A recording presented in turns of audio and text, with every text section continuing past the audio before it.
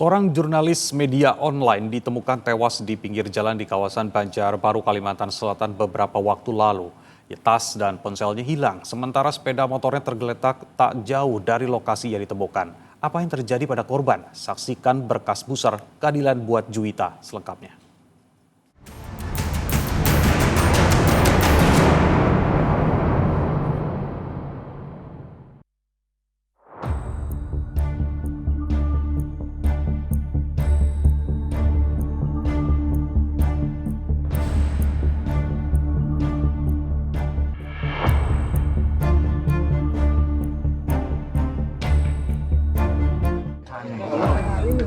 Temuan mengagetkan, seorang perempuan muda terbujur kaku di tepi jalan di kawasan Gunung Kupang, Kelurahan Cempaka, Kota Banjarbaru, Kalimantan Selatan, 22 Maret lalu, menyebabkan warga bertanya-tanya, siapa dia dan apa yang menyebabkan ia sampai menemui ajalnya.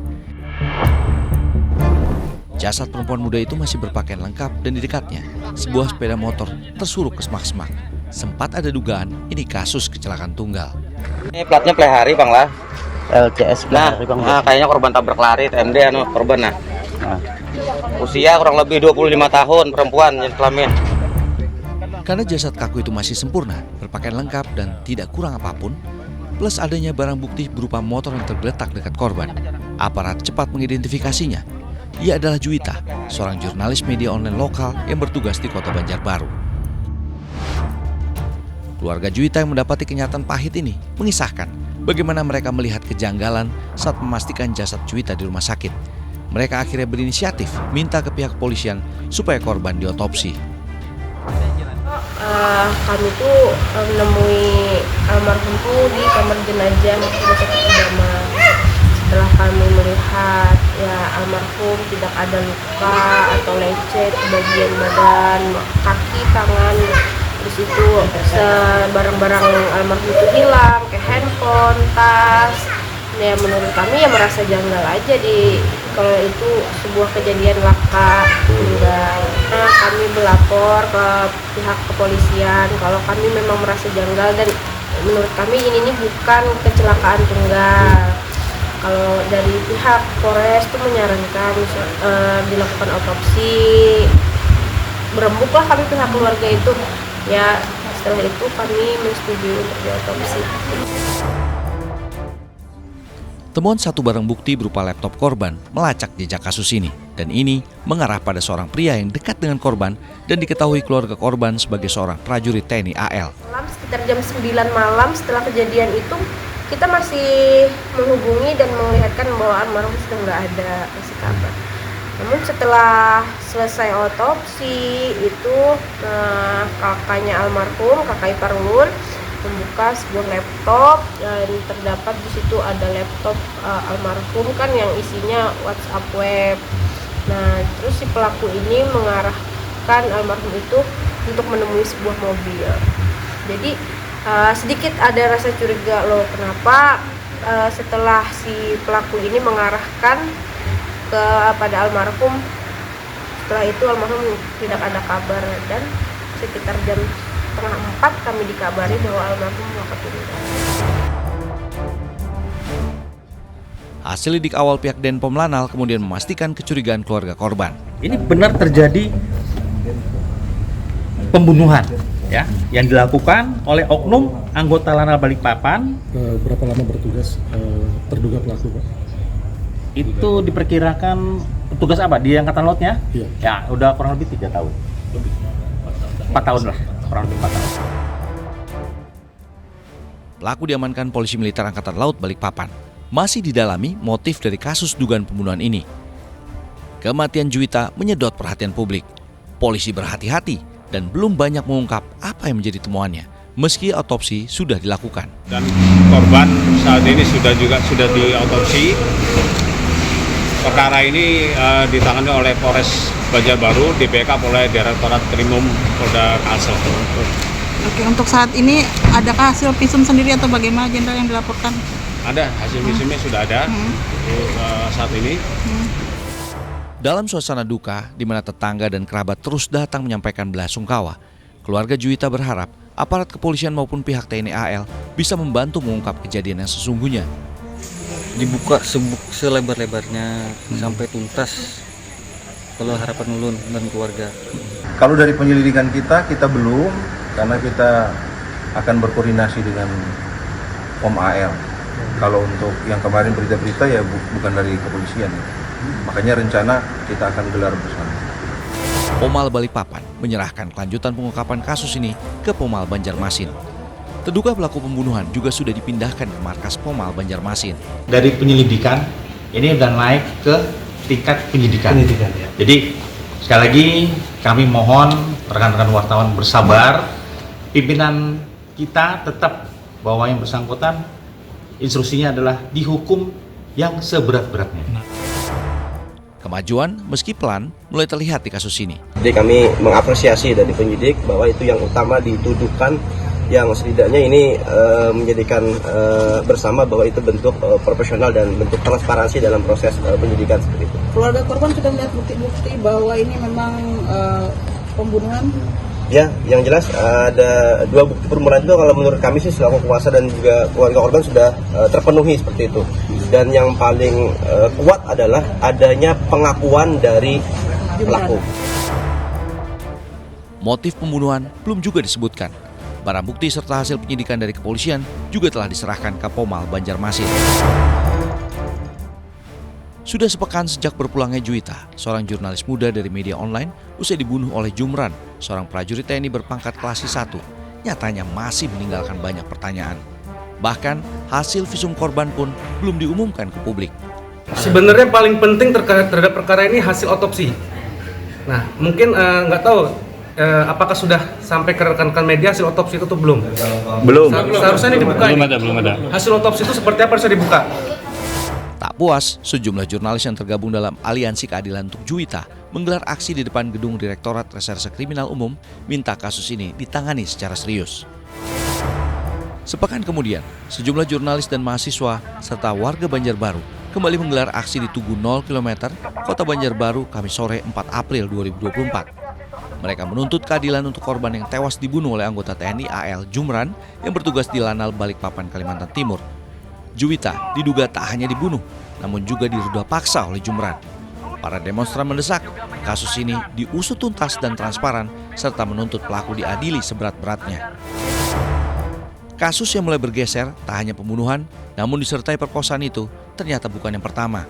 Oleh keluarga korban dikisahkan bahwa Juwita dijebak oleh Jumran secara keji dan licik beberapa bulan sebelum peristiwa pembunuhan ini terjadi, tepatnya Desember 2024. Pilihnya waktu itu dia beralasan kecapean karena latihan MMA. Dia habis latihan MMA, kecapean, kemudian dia meminta tolong kepada si korban dengan agak sedikit memaksa, kemudian korban yang tidak enak hati pun membantu untuk membukakan kamar.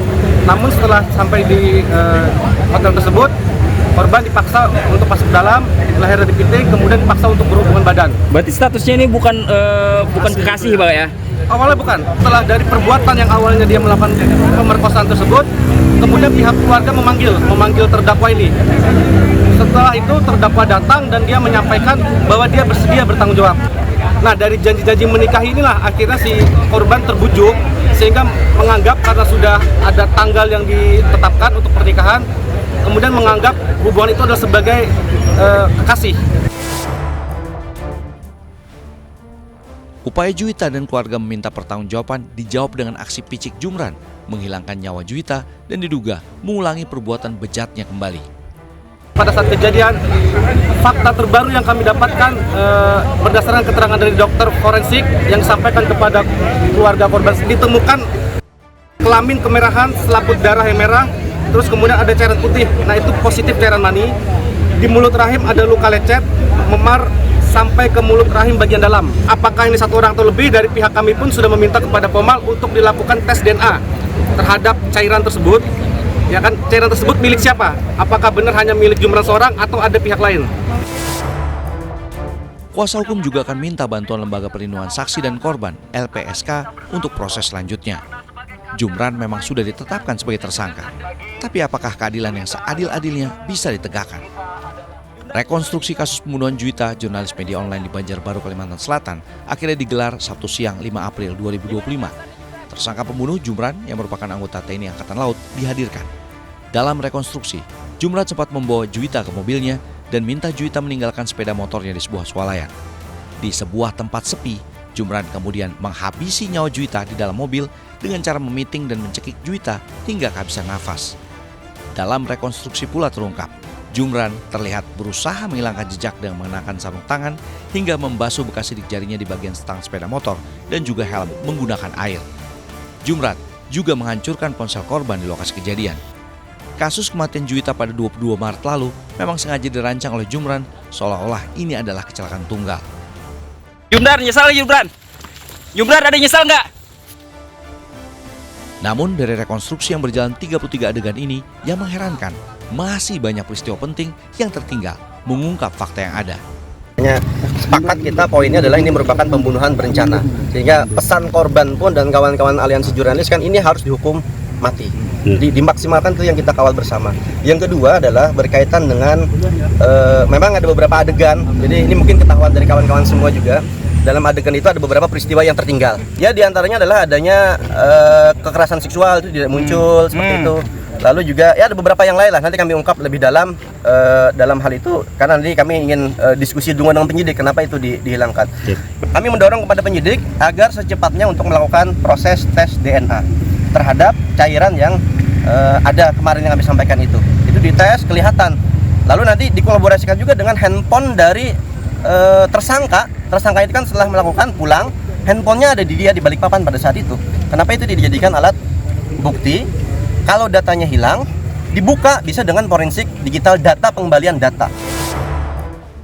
Usai rekonstruksi, keluarga almarhum Juwita didampingi kuasa hukum penuhi panggilan Pom TNI AL Banjarmasin untuk memberikan keterangan atas kasus pembunuhan yang melibatkan anggota TNI AL itu. Kakak korban menjawab 31 pertanyaan penyidik terkait kronologi hingga korban ditemukan tewas. Pihak keluarga berharap Jumran dapat dihukum mati karena pelaku menghabisi nyawa Juwita dengan terencana. Dari hasil penyelidikan pihak Pomal, motif Jumran menghabisi nyawa Juwita karena hendak lari dari tanggung jawab. Bahwa motifnya adalah tidak mau menikahi. Motifnya tidak mau menikahi. Kemarin rekonstruksi 33 adegan tidak menghilangkan kejadian-kejadian sebelumnya. Terkait ruda paksa, apakah ada terjadi ruda paksa atau tidak, kami tidak membuat reka adegannya karena nanti akan kita buktikan di persidangan berdasarkan alat bukti. Tapi karena kita lebih menuju ke proses terjadinya pembunuhan, karena itu yang tertinggi. Selain dijatuhi sanksi pencopotan jabatan dari TNI Angkatan Laut, tersangka juga disangkakan pasal 340 KUHP tentang pembunuhan berencana dengan ancaman maksimal hukuman mati. Namun, pihak kuasa hukum korban masih mempertanyakan beberapa kejanggalan krusial yang bisa jadi mengubah konstelasi hukum atas kasus pembunuhan ini. Berkaitan dengan tempus kejadiannya itu tidak memungkinkan, kalaupun hal tersebut dilakukan seorang diri. Mereka juga minta kasus ini ditelusuri lebih detail, mulai dari bukti-bukti tayangan CCTV secara lengkap, juga bukti yang bisa didapat dari ponsel pelaku, tracking atas siapa-siapa saja yang berkomunikasi dan membantu pelaku sebelum dan sesudah pembunuhan itu terjadi. Rekan-rekan kerja Juwita mengenang korban sebagai pribadi yang aktif dan supel. Dikenal tak terlalu terbuka masalah pribadi, namun Juwita sempat bercerita kesulitannya berhubungan dengan Jumran. Menurut pengakuannya Juwita ya, dia tuh harus melaporkan setiap kegiatan dia sehari-hari. Kayak misalnya dia mau liputan kemana, kegiatannya apa, sama siapa, itu harus melaporkan ke Jumran. Nah terus pernah juga dia nge-gym karena kan memang dia merasa badannya sudah agak besar nih, jadi dia nge-gym. Terus marah nih si cowoknya nih karena dipikirnya tuh banyak cowok tuh apa segala macam. Padahal kalau Juwita tuh nge-gym dia cari pasti yang syariah. Kan setiap kegiatan dia harus ngabari nih. Kalau tidak ngabari gimana, Mbak? Marah sih, yang saya tahu sih dia marah. Kalau dari pengakuan Juwita tuh memang pemarah Bang orangnya. Temperamen gitu ya? Iya, temperamen. Dia suka memaksakan kehendak dia sendiri. Dari keluarga korban juga meluncur pengakuan bahwa hubungan antara Juwita dan Jumran sebenarnya karena keterpaksaan belaka. Juwita mengenal Jumran di sebuah acara TNI di lapangan Murjani Banjarbaru di tahun 2024. Jumran menghubungi Juwita setelah itu melalui media sosial. Lalu terjadilah sesuatu yang sebabkan masa depan Juwita runtuh. Dengan diam-diam, Juwita sempat merekam kejadian usai Jumran melecehkannya. Setelah aku menemukan sesuatu di handphone Ade di tanggal 26 itu, aku panggil si J itu datang ke rumah. Bukan aku yang manggil, si dia ini yang inisiatif datang ke rumah untuk mengklarifikasi. Orang tuanya datang itu di tanggal 5 Februari. Jadi untuk tanggal pernikahan itu pihak keluarga si J ini yang nentuin sudah. Tapi ibarat jatuh tertimpa tangga, bukan pernikahan namun pembunuhan yang ia terima. Kami dari pihak keluarga besar mengharapkan hukuman yang setimpal dengan perlakuannya itu ya hukuman mati. Kakak ipar korban mengenang momen bahagia terakhir bersama sang adik tersayang.